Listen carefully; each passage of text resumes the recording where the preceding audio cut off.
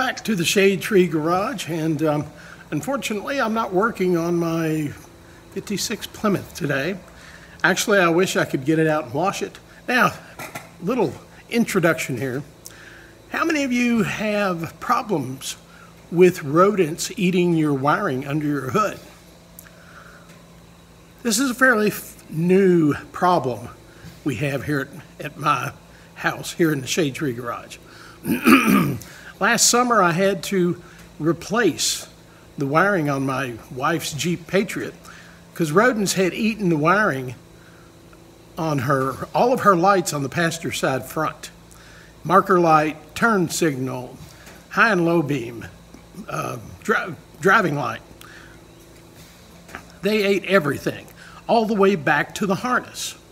From the plug, the socket on the back of the light, all the way to the harness. Everything was gone.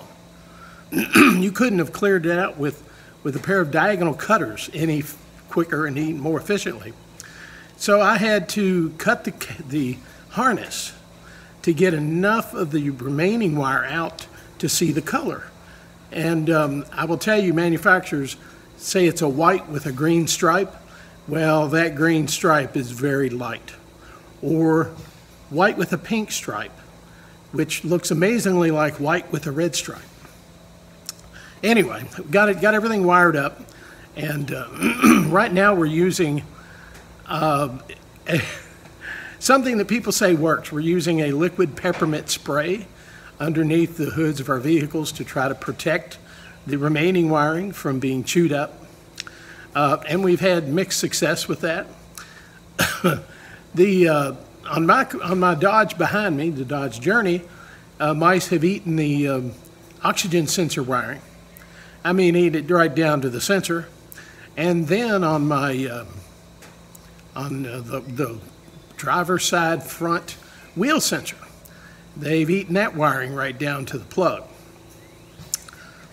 So we're certainly and then I had I had the check engine light come on, and it says I have some sort of leak in the exhaust, or not the EGR, but the evaporation recirculation system. And I strongly suspect, and it said check the gas cap, but that didn't. There was nothing wrong with the gas cap. Strongly believe it's some chewed hoses under the hood, but we'll have to wait and see. That's not a critical repair. But here's one that is. Also, another one of my vehicles is a 1995 Suzuki Sidekick. Also badged as a Chevrolet Geo. 4-cylinder, 1.6 liter, 16 valve engine. It's okay. But the thing still runs. 270,000 miles, it's still running. And in fact, it's our in case of emergency brake class vehicle, because if all else fails, it will run, and it normally. Now it is not running because while it's been sitting in my barn, the mice have chewed off 3 of the 4 plug wires. Now I had this was the 3rd set of plug wires I'd put on it because of the rodents. Now this set of plug wires, I put all the plug wires in wire looms. I think it was 1/2-inch wire loom. You know, it's the split wire loom. You put the wiring in to protect it or make it look neater. So I used the plastic wire loom to coat all the plug wires to make it a little more difficult for the mice to get to the plug wire. I don't know if it worked or not, because they ended up pulling the plug wire and pushing off the wiring loom and eating the ends of the plug wires off, about maybe that much in some cases. So in the end, they ended up with 1 plug wire intact, the other 3 chewed off. So they didn't get all of the plug wires as they have done in the past, but they got enough to be a problem. Now, this is a kind of a stopgap, scratching my head trying to come up with a solution other than tie a cat underneath the hood. Let me shift this around a little bit. All right, these are my plug wires, and as you can see, I have, this is goes down through the valve cover to the spark plug, and this goes to the distributor. And this This is in a, well, it's actually a temperature protection system. It's basically a fiberglass tube that's aluminized on the outside. So I have all of my plug wires set up with this. Now, here's what the roll of the stuff looks like. And it's certainly big enough. Now, I didn't get the larger size that I probably should have, because then I could have fit the boots through it. But as it stands, I had to split the aluminum, fiberglass and aluminum housing. I had to split it with scissors, and then you see the wire ties, zip ties, I had to zip it back together. So next time I'll get the next larger size. But anyway, this is my next attempt at fixing this issue on the Suzuki. The problem is it sits in the barn for many, many weeks at a time. Like I say, it's only used, sometimes we carry our bags of garbage down the hill, my wife and I, just for when it's raining, just easier to do it that way.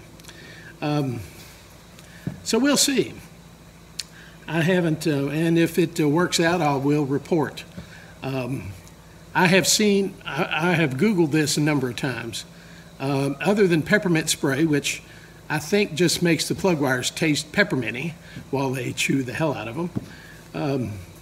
This may offer a little protection. It's kind of like putting a lock and a chain on a bicycle. If they want it bad enough, they're going to take it. And I kind of think that this is going to be the same way. If those mice want to eat my plug wires bad enough, they'll find a way to do it. Hopefully they won't figure out how to chew through the zip ties first. And if that's the case, then I will get the larger diameter. These plug wire boots almost fit through that tubing, almost. But I didn't even measure the plug wire. So I've got my handy dandy Google printout of the firing order. Got that upside down. The firing order, and put the plug wires back on. You would think I'd memorize it by now, this being the 4th time I've had to replace the wiring. So I don't know. We need to feed these. I think we need some barn cats. I really do. Our dog may disagree with that. Anyway, I will report back on how well this works. And I hope if you have any problems with the same issue with critters eating your plug wires, in addition to putting something on your plug wires to make them more difficult, a couple of people recommended popping the hood. That light under your hood will help keep the mice away. Along with, and there's supposed to be a couple of commercial rat or mouse repellents that stink pretty bad. I heard that mice don't like peppermint, but this other one is supposed to be pretty effective. However, I really don't want to put something that stinky underneath the hood of my car. I mean, for God's sake, it's a 95 Suzuki Sidekick. It burns enough oil to be stinky enough. All right, well, that's going to do it for here in the Shadetree Garage. I've got to go to the barn next door, and I've got plug wires to install. And hopefully I can route them all successfully, even with this aluminized fiberglass crap tied to them. All right, well, that's going to be it for me here in the Shadetree Garage. If you like this video, please click below or subscribe. And if you've had any experience with rodents eating your wiring under the hood of your car, feel free to share that story, and especially if you found a good solution. I'm always open to trying new ideas. Hence my gallon jug of peppermint spray and 100 feet of wire loom, and now my aluminized fiberglass. This is actually intended for heat protection from wiring. And here's hoping it's also mouse protection. Have a great week. We'll see you next time here in the Shadetree Garage.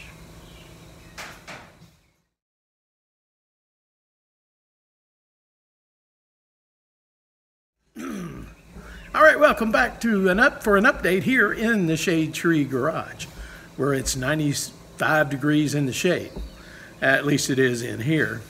I have the big shop fan on, or I did, but you wouldn't be able to hear me unless you could read lips. Though anyway, I just got back from the barn where I installed the new plug wires with shielding on the 1995 Suzuki Sidekick, and it started up just perfect. As you would expect. It is one of the most dependable vehicles I think I've ever owned, which is why I still own it. It has four-wheel drive that works well, and honestly, in the wintertime, if we need to make sure we get somewhere, that's the go-to vehicle. My wife's got a two-wheel drive Jeep, which kind of is an oxymoron, and and my son has a four-wheel drive Jeep as well, but he's gone to college when we need him, so there you go. All right, let me show you these plug wires. All right, this was the only intact plug wire, and as you can see, it has the sheathing on it, the what do you call it? It's split loom, wire loom. Now, if you see this, if I can get it up there close enough, you can see that those little buggers were chewing on it. They were trying to get it open, and about all they did was they were able to slide it open a little bit. But man, they were chewing on this thing. They wanted in, but they didn't. And so it is intact, and it was the one plug wire still connected to, I think it was number 4 cylinder. All right. Oh, there were two ignition wires that were not chewed. That one, and did I bring it? Did I bring it? I must have left it. Anyway, the original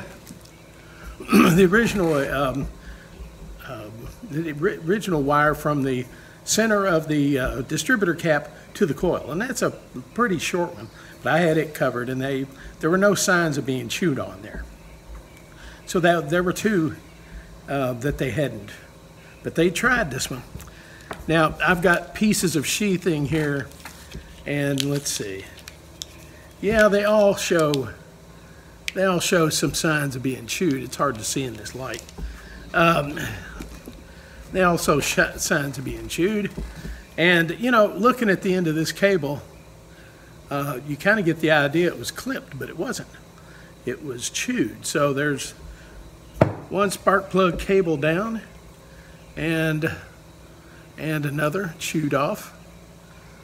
And it was chewed off. This one was chewed off at the distributor cap. Got a nice boot there. And another one chewed off at the distributor cap. Let's see. This is my favorite. You couldn't chew that one any lower. I mean, they almost went into the spark plug boot on the distributor cap to get that cable. It must be tasty. That's all I can say. And of course, I've got more pieces of chewed up wire loom, but they seem to have figured out how to get the loom apart to get into the cable. And so they ate quite a bit of cable. Anyway, the new plugs are in, new wires are on, they work, and we will see if the sheathing put on it makes a difference. But I recommend you check the sizing of your spark plug, or the boots that go on your distributor cap. These are almost the exact same size. I think I got half-inch, pardon me, I got half-inch diameter. Let's see, where is this stuff? Where is it? Oh, it's that aluminized stuff. Where is it? I just had it here a minute ago. Here it is. This stuff, yeah. I got half-inch diameter, or maybe just a little bit bigger. The boots that go on the distributor cap are just a little bit bigger. It would not go through this. I think if I had the chance, I'd get either 3/4 or 1 inch, and I would rather have some slop inside the cable, and I could well, I ended up slitting it to get it on, then wrapping it around the wire and using zip ties. And so you could, if you got the wire, if you got this insulated fiberglass tubing long enough, or large enough diameter, you could just slide it on and just zip tight, take the slack up. I didn't get a picture of it. It's a little wonky looking.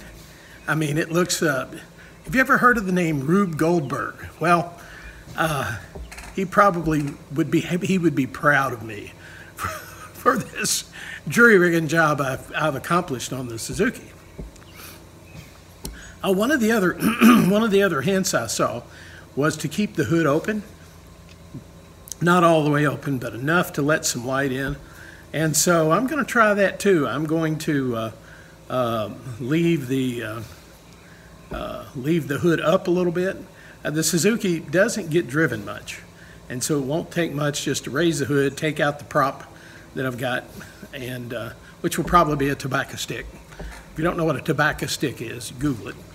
All right, well, that's it for this update, and we will see how it works. If I can't keep the hood up, we'll see how the mice return and see how their diet fares on fiberglass and aluminum. All right, that's it. Again, hit the like button, post a comment, and let me know. Have you had these problems? And what'd you do to fix it? You know, I've still got this gallon jug of peppermint spray, and you know, I've got two options. I can either take it inside in the kitchen and use it for candy, or if it will actually repel rodents from eating my wires, then I'd rather keep it for that. That's what I had it for. All right, comment, like, comment, and or subscribe. We'll see you next time here in the Shadetree Garage.